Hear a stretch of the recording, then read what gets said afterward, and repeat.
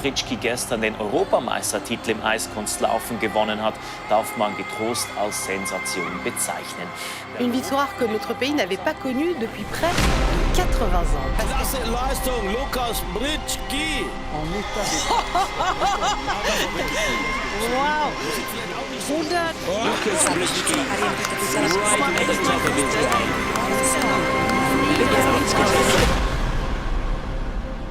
Es ist ein Traum, der in Erfüllung gegangen ist, der eigentlich gar nicht ein Traum war.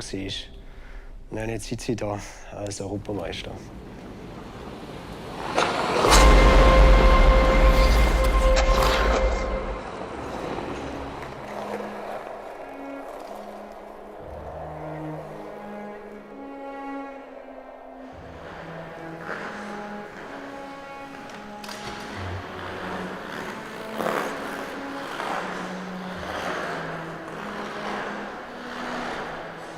Immer die ersten paar Schritte auf dem Eis ist jedes Mal das Geräusch.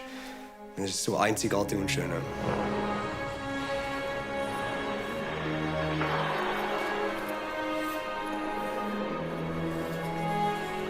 Der Druck von der Kurve aufs Eis, also ein einzigartiges Geräusch, ich kann es mal im Adjektiv beschreiben.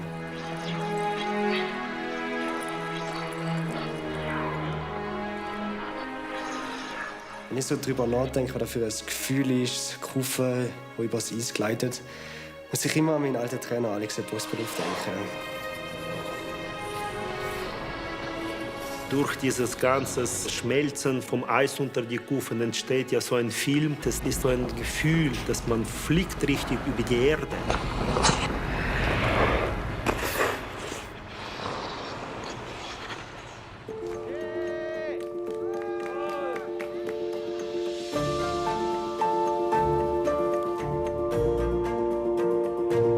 Hey, das ist, glaube ich, meine allererste Kür, wenn ich mich richtig erinnere. Das Indianerprogramm. Ja, das ist auch etwas sicher Spezielles, wo ich mich gerne zurückerinnere. Mit der Choreo, wo ich am Anfang da auf die Trommel schlage. Das sind schöne Erinnerungen. Auf dem ersten Platz ist Lukas Pritschky vom Eishockey-Club Schauenfeld. Er ist so natürlich auf den Schlittschuh gestanden, dass man sofort gemerkt hat, er fühlt sich wohl. Als Kind war ich einfach immer naiv und einfach leichtgläubig. Ich habe den Sport gemacht, habe den Sport geliebt, habe Freude gehabt. Der Lukas am zweiten Sterntest am 5.3.05. Die Freude am Eiskunstlauf, das, was für ihn gezählt hat, ist die Freude am Eiskunstlaufen. Und nicht, dass er unbedingt der Erste sein wollte. Für Lukas ist das nie das Ziel gewesen, auf dem Podest zu stehen. Ich habe den Lukas, glaube ich, das erste Mal angetroffen. Da war er 13, 14 Jahre alt. Und er war ein ganz einfacher, normaler Bursche. Ich würde sagen, nicht talentiert, aber aufgeschlossen, leidenschaftlich, interessiert. Ja, also mit dem Lukas, wie ist er zu mir kam, durch seine Mutter.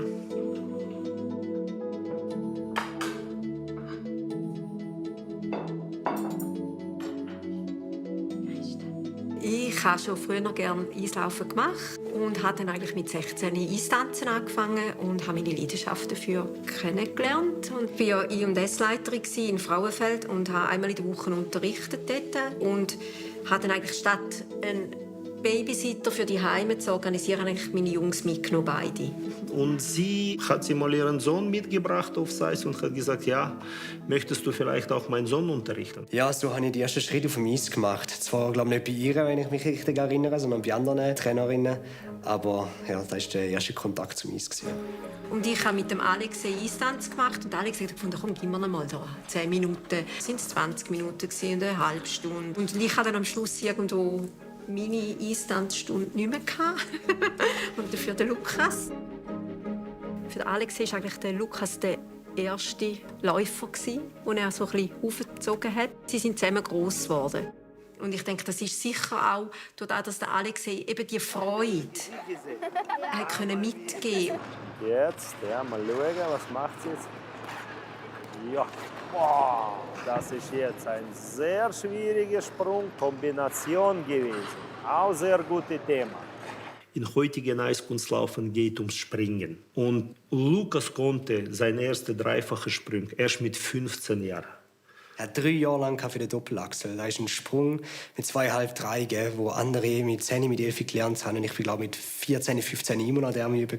Und ich muss auch selber sagen, ich innerlich habe ich auch schon nicht geglaubt, dass er diesen Sprung zu sogenannten dreifachen Sprung schaffen wird. Es war nicht immer einfach. Auch sehr oft denkt, boah, jetzt wieder ins Training, schon wieder der scheiß Doppelachsel üben, gar keine Lust. Aber ja, zum einen ist, glaube ich, die persönliche Challenge, die ich kann. Ich habe gewusst, hey, ich will es mir selber beweisen, nicht einmal unbedingt anderen. Ich habe den Sport meistens gemacht, nur für mich selber. Ich glaube, das war so einfach die Motivation, die ich immer hatte. Der Lukas ist ein von Haus aus Spätzünder. Ja, es hat sicher sehr viele Leute gegeben, die nicht wirklich an mich geglaubt haben, dass ich es irgendwann mal ganz für die Spitze schaffe. Und er hat durchgehalten. Und wir haben viele, viele Jahre gearbeitet, bis überhaupt Lukas dann mal in den, nennen wir es mal, Fokus des eigenen Verbandes geraten ist.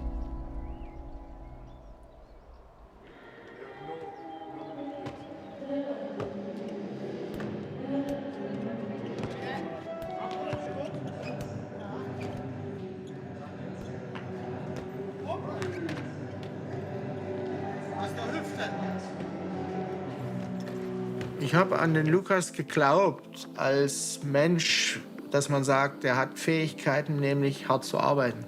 Er kann sich wahnsinnig gut konzentrieren, er kann die Dinge gut auf den Punkt bringen. Und das macht ihn auch zuverlässiger. Für ihn ist immer Ziel gewesen, weiter zu trainieren, weiter zu üben und nicht auf dem Podest stehen. Er ist ein Arbeiter, der sagt, ich muss bügeln, bügeln, bügeln, bügeln. Wir arbeiten 3 Runden. Erster Run, 30 Sekunden work, stand. Okay? Und dann wechselt er. Und wechselt.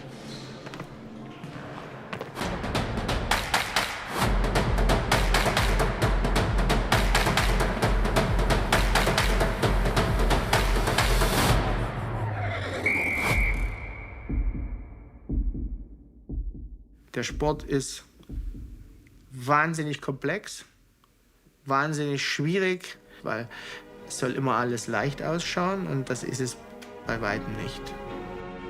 Also was ich schon viel gehört habe, aha, also wieso machst du Krafttraining? Also braucht das dann Kraft?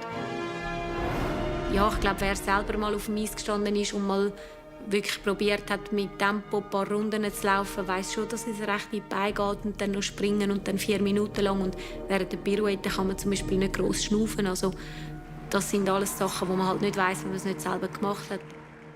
Well, in figure skating, every skater has kind of his signature move, meaning that it's a special step or a special jump or a special figure. Like, for example, Ilya Maninin, beside his quad axel, of course, his signature move is a kind of a weird side jump that only he can do, or he does it very well. In case of Lukas, his signature move is his brain. Ich habe meine Bachelorarbeit jetzt hochgeladen. Jetzt bitte stelle mir passende Fragen, die auch im Kolloquium zur Verteidigung rankommen können und gib mir dann Feedback bezüglich meiner Antworten. Ich gebe dir dann einfach direkt mein Feedback, ohne drum herum zu reden. Einen kleinen Moment. Wenn du noch erwähnst, dass du ein Kosten-Nutzen-Modell herangezogen hast, um die finanziellen Maßnahmen direkt... Ich finde es mega beeindruckend, wie der Lukas das Studium und den Spitzensport kombiniert. Weil eben jetzt stehen wir vor der Olympiasaison und er hat noch seine Bachelorarbeit, die er jetzt dann abschliesst. Also er macht viele Morgen voran oder am Abend voran hat er noch irgendeine Prüfungen. Völlig fokussiert auf etwas anderes. Der ist so professionell und pflichtbewusst und hat einfach so eine Motivation, einen inneren Antrieb. Also ich habe das ja nicht geschafft. Für mich ist wirklich einfach seine Disziplin. Das ist schon so, ja. Das ist wahnsinnig. Also der ist so durchorganisiert und alles. Ich finde, das ist eigentlich extrem. Und das Beispiel Lukas zeigt nur, dass es eben auch mit seinem Weg möglich ist, erfolgreich zu sein. Nämlich nicht diesen überschnellen, ich sage jetzt mal, im Blickwinkel zu sein, schon mit vielleicht 14 Und dann das super Talent zu sein und immer im Fokus und gepusht und durch die Medien fliegen. Nein, er war eher so der Stille, der Leise. Und plötzlich war er da.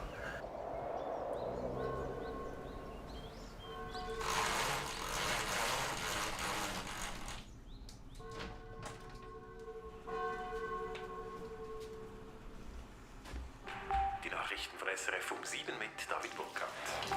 Die Gefahrenkarte zeigt aber auch, rund 70% des Gemeindegebietes liegen in einer Gefahrenzone, in der nicht gebaut werden kann. Heißt, viele der verschütteten Gebäude können. Für mich war es extrem schön, als der Lukas den Wechsel gemacht hat auf Oberstdorf. Er ist ja ausgezogen von die Heime, musste alleine dort leben, in einer Wohnung. Das war ein riesiger Meilenstein. Und dort extrem sich gefunden hat. Er war in dem Moment einfach ein ganz normaler Junge, der sucht die, ich sag mal, Lösung für sich. Vielleicht war die Lösung, geh mal nach Oberstdorf und lass dich mal beschulen. Ja, also nach Oberstdorf gehen war mein Plan A. Und ehrlich gesagt, das ist auch der einzige Plan, den ich hatte. Ich wusste schon, dass er die Schweiz einfach, wie sagt man, überholt hat. Also er musste raus. Er musste in ein Zentrum natürlich, wo ganz so Spitzenläufer unter sich sind. Nach Oberstdorf bin ich nach der Fachmittelschule bzw. Fachmaturität gekommen. Da bin ich dort 20, 21 gewesen. Ich wusste, jetzt entscheidet sich, ob das meine Zukunft wird sein für die nächsten 5 bis 10 Jahre oder nicht. Also der Alexei hat schon 2-3 Jahre vorher gefunden, eigentlich müsste Lukas, wenn er weiterkommen will, muss er von ihm weg. Da, wo ich natürlich ihn dann weiter nach Deutschland abgegeben habe, das war natürlich schon der traurigste Moment. Ja, okay. Weil ich habe schon gewusst, ich werde jetzt nicht noch einen zweiten Lukas haben, der das noch übertreffen wird. Ja, also die Leute, die hier in Oberstdorf trainieren, sind sicher mal alles Eiskunstläufer. Eiskunstläufer ein bisschen von der ganzen Welt. Wir sind hier in einer Bubble. Ja, ich würde sagen, es ist eine kleine Familie, die wir hier haben in Oberstdorf.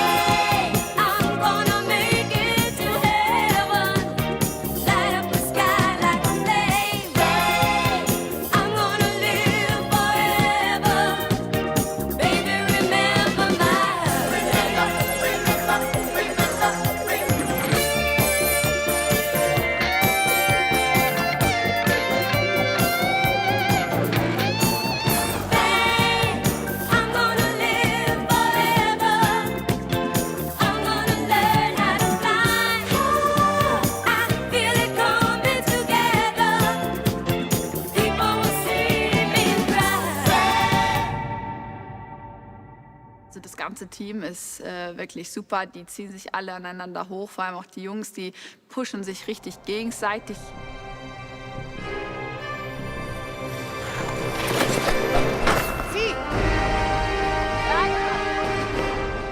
Nicole Schott ist meine ehemalige Trainingspartnerin, aber auch eine sehr gute Kollegin, die ich hier in Oberstdorf gefunden habe.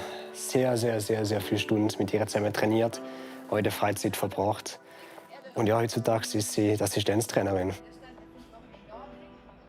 Am Anfang ist sie eine der einzigen Personen in Oberstdorf. Wir haben viel Freizeit verbracht, alles Mögliche können reden. Es ist auch mit dir ganz anders wie mit allen anderen. Also das kann man gar nicht vergleichen, weil man einfach so viel zusammen erlebt hat und irgendwie durch dick und dünn und auch durch schwierige Phasen du ja auch mir eigentlich oft rausgeholfen hast, wenn ich wieder ein bisschen meine Aufs und Abs hatte. Und ich sag's auch ganz ehrlich, also man fiebert auch ganz anders mit, wenn man da an der Bande steht. Also das ist wie so, als wenn mein kleiner Bruder laufen würde oder irgendwie so. Es ist, es ist schon einfach eine andere, auf jeden Fall noch Bindung.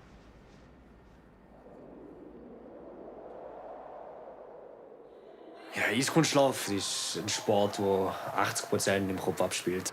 Wir sind alle relativ fit, also der Wettkampf. Es kommen alle meistens in Topform. Es machen alle das ähnliche Technische.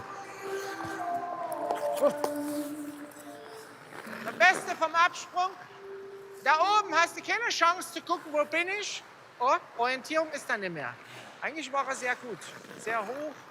Ne? Die Beine in Kontrolle kriegen. Ne? Ich glaube, da braucht es sehr wenig, um von einem mega hoch in einen mega tief zu kommen. Und da lange einfach nur schon ein schlechtes Training. Und man ist wieder gefühlt zu Rock Bottom. Man ist aber wirklich wieder unten und muss sich erst wieder aufbauen. Es ist ein sehr, sehr tougher Sport. 1, 2, 3, 4, 5, 6, 7, 8.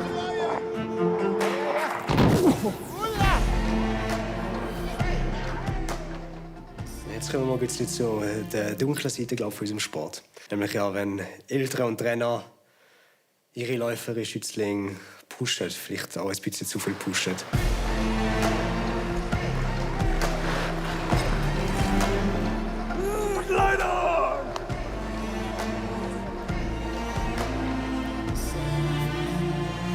Jetzt komm, schließ die Session noch mal ab mit einer ordentlichen Sache. Was halt nicht zu unterschätzen ist der psychologische Aspekt, den die Trainer haben. Also die haben extrem viel Macht irgendwo, wie sie sich geben, wie sie mit den Kindern umgehen. Um einen Athleten groß rauszubringen, glaube ich, braucht es Geduld. Behutsam zu sein, ja, einfühlsam zu sein und immer das Ziel vor den Augen zu haben. Wenn so die Mütter das Gefühl haben, so, meine Tochter wird die nächste Bielmann, wird die nächste Sarah Meier, da ich manchmal schon so sagen, ja, aber es gibt so viele Tausende von Sternen am Himmel. Es gibt einen Polarstern. Wenn du da nicht den richtigen Support hast von dir, nicht den richtigen Support hast vom Trainer, dann ist das, glaube ich, sehr gefährlich. Ich habe sehr viele Sterne gesehen verglühen. Es sind gewisse Kinder so viel schon ab dem Kindergarten oder vor dem Kindergarten schon auf dem Eis. Eben teilweise schon fast 4 Stunden und mehr, dass sie vielleicht einfach irgendwann, modern gesagt, ein Burnout haben. Man übt gefühlt jeden Tag das Gleiche. Es funktioniert nicht, man geht 1000-mal auf die Schnurren. Es sind leider schon viele Läufer und Läuferinnen daran zerbrochen. Wir haben es leider nicht geschafft, bis dann überhaupt ins Elite-Level zu kommen. Und aber auch dazu führt, dass sie langfristige mentale Probleme haben. Also ich kenne es in meinem eigenen Umfeld.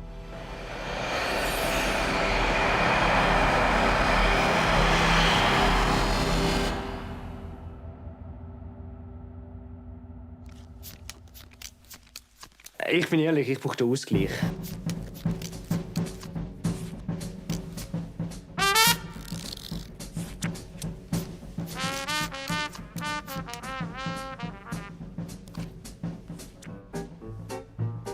Sing, sing, sing, sing. Everybody start to sing. La-di-da, ho, ho, ho. Now you're singing. 4 Gleichige und ein 3. Aber ich habe 4,9.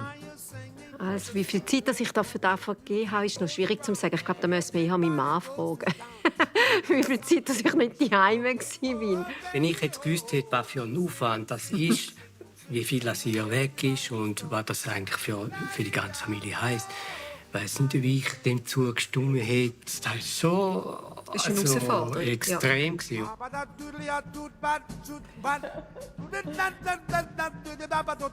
Für den Lukas habe ich sicher sehr viel Zeit investiert. Die Eltern sind die wichtigsten natürlich im Ganzen. Die fahren Kinder. 2,5 Stunden, 3 Stunden weg und am Abend noch mal, je nachdem 2-3 Stunden weg. Die organisieren alles, die Trainer, Trainings etc. etc. Aber wir haben oft auch gute Athleten, die haben keine Eltern oder haben nicht das Umfeld und trotzdem funktioniert es. Die haben vielleicht dann aber auch ein großes Talent. 4 Könige. So viel 4 hast du. Yeah. Yeah. Ich habe den Lukas wieder geschlagen. Wir knapp verloren.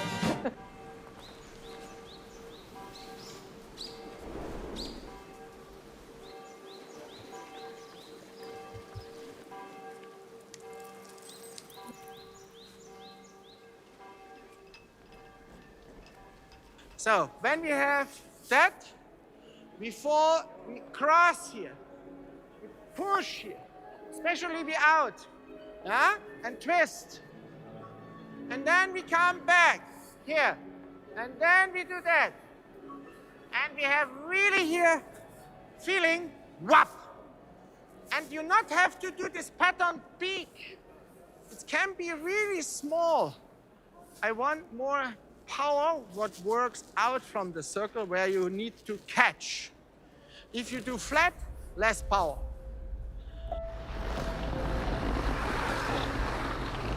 Bei einem dreifachen Sprung, den Läufer macht, wenn er landet, das Sechsfache von seinem Gewicht schlägt auf die Gelenke oben ab. Also ihr müsstet vorstellen, wenn ein Läufer wie Lukas zum Beispiel 60 Kilo schwer ist, oder dann mal 6, 360 Kilo, schlägt auf seine Sehnen, auf seine Bänder, auf seine Knochen. Und das alles noch gedreht wird. Also man muss natürlich einen sehr robusten Körper haben. Ja, ich glaube, das ist die ganz große Challenge. Allgemein im Spitzensport, sicher bis im Eiskunstlaufen auch. Wenn wir eigentlich immer in unserer körperlichen Grenze sind und wir unserem Körper auch viel Schaden zufügen. Viele talentierte Eiskunstläufer mussten leider aufhören, weil ihr Körper konnte diesen Druck nicht standhaften. Leistungssport ist nie gesund, egal was für einen Sport das man macht. Also das muss man sich, denke ich, mir bewusst sein, vor allem auch als Eltern. Da wird der Körper strapaziert. Das war für mich mit ein Grund, warum ich eigentlich nie da extrem pushen wollte. Ich hatte aber vorher 1,5 Jahre lang ziemlich starke Probleme mit meiner Patellasehne, das heißt Jumper's Knee.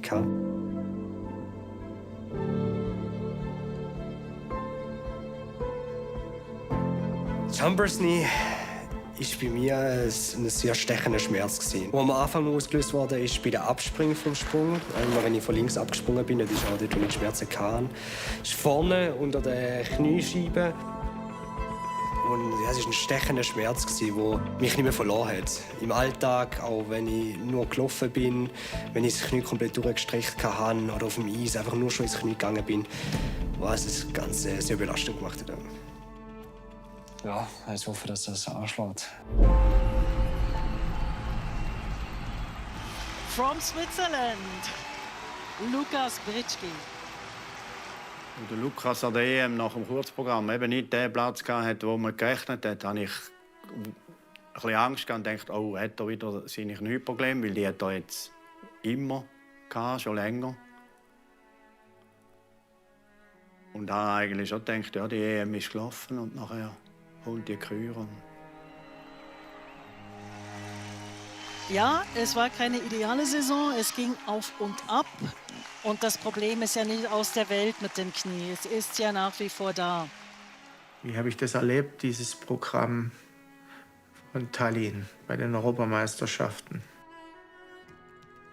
Ich habe schon ein paar Ziele geschrieben, also ein paar mehr wieder ein paar Ziele geschrieben, auch 8. Platz. Kurzprogramm, ja, da ist gelaufen, oder? Und nachher schaust und siehst und zitterst.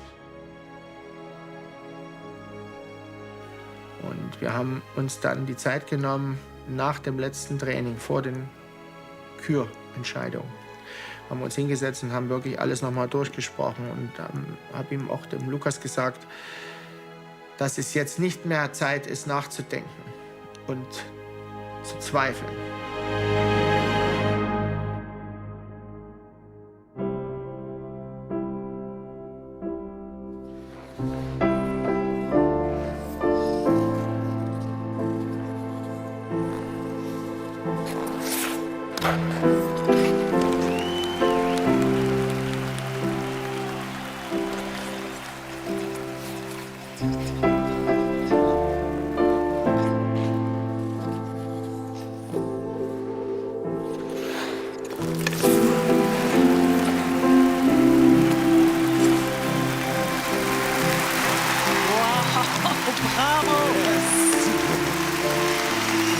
So zum Publikum mitzunehmen. Ja. Bravo, Lukas.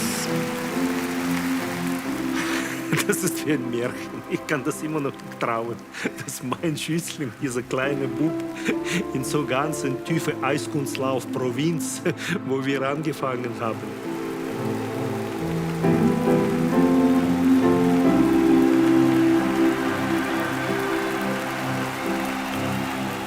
Ganz ehrlich, habe die Leistung erwartet. Ich habe nur nicht die Platzierung erwartet. Wow! 185,19 Punkte. Das ist ja noch nie gelaufen an einem internationalen Wettbewerb.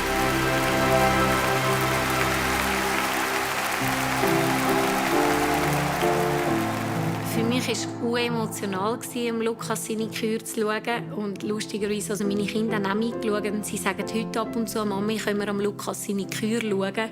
Also auch, weil sie einfach gerne Filme schauen auf dem Handy. Aber irgendwie werden sie wohl auch gespürt haben, dass das ein spezieller Moment war.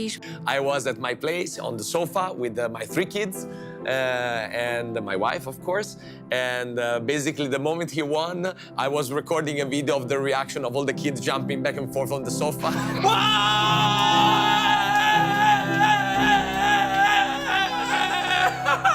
It was a big moment because we lived the whole escalation.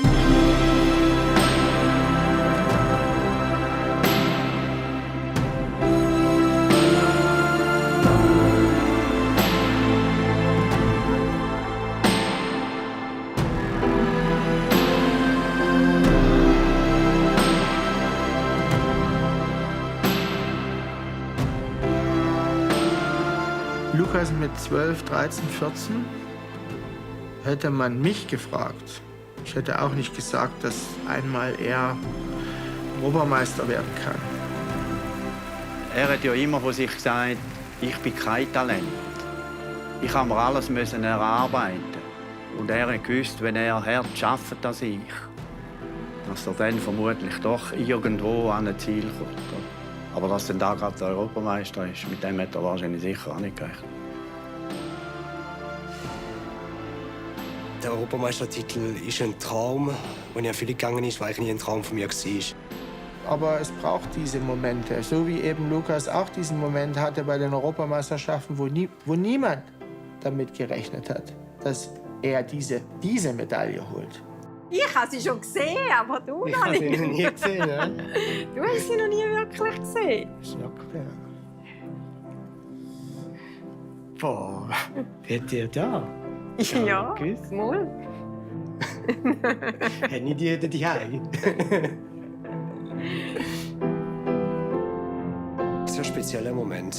Einer, den ich noch nie so im Leben hatte. Wahrscheinlich auch so nicht mehr wird haben. Und naja, es ist sehr schwierige Worte zu fassen.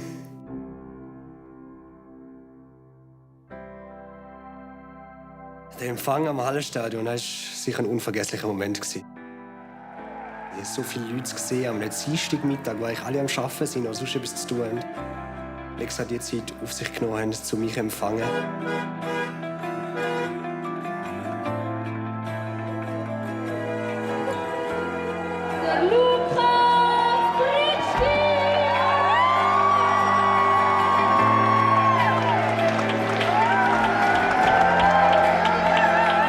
Die Fans sind, glaube ich, schon ein bisschen das Elixier. Sind die mich direkt unterstützen und mir so viel geben, so viel Energie und Wertschätzung und sind ein Teil für die ich den ganzen Sport mache. Lukas, wie geht's dir? Ja, mir geht's gut. So viele Nachrichten gekommen. Es ist unglaublich schön, so viele Leute zu sehen, die herkommen und ja, mit mir das feiern. Hätte ich ehrlich gesagt niemals erwartet, dass so viele kommen.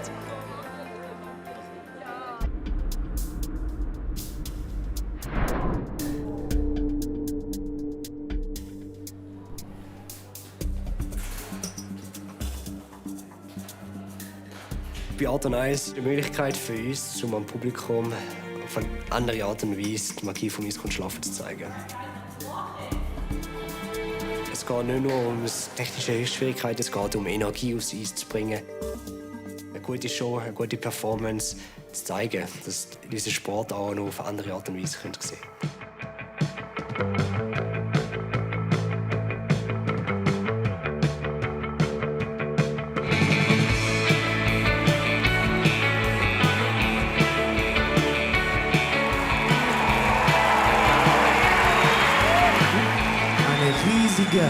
riesige Applaus für unseren Champion Lukas. Du bist der Boss.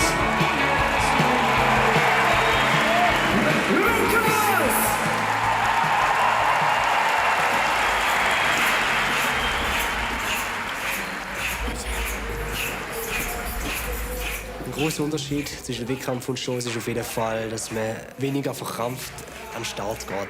Und die Zuschauer mitzureissen ins eigene Programm und denen einfach etwas zurückzugeben. Ja, es gibt so etwas Magisches, so etwas Spezielles, wo es ganz wirklich einzigartig macht. Und es gibt einmal so eine neue Stage, wo man kann einfach voll auf Performance und auf das Künstlerische, auf das Artistische setzen.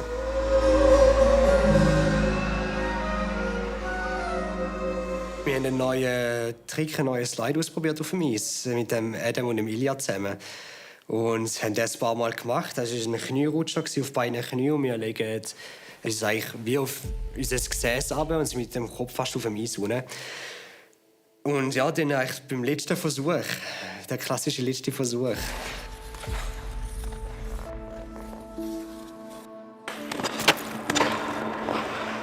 Ich eigentlich über meinen Fuß gehalten und dann haben wir wortwörtlich gerufen, den Arsch gebrochen. Ich habe das ganze Blut gesehen und gewusst, Gott, Scheiße, da ist jetzt nicht einfach nur ein kleiner Schnitt gefunden. Und ja, für mich ist dann eigentlich schon ein bisschen die Welt zusammengebrochen. Ich bin ehrlich, ich bin auch in Tränen ausgebrochen.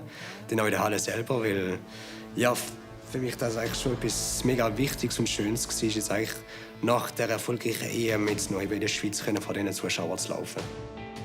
Ja, jede Verletzung kann theoretisch das Ende der Karriere sein. Ich glaube, den Gedanken darf man nicht haben. Ich glaube, wenn man den Gedanken hätte, nee, das wäre, glaube ich, mein Untergang. Ich glaube, das wäre das Ende meiner Karriere, wenn ich den Gedanken die ganze Zeit hätte.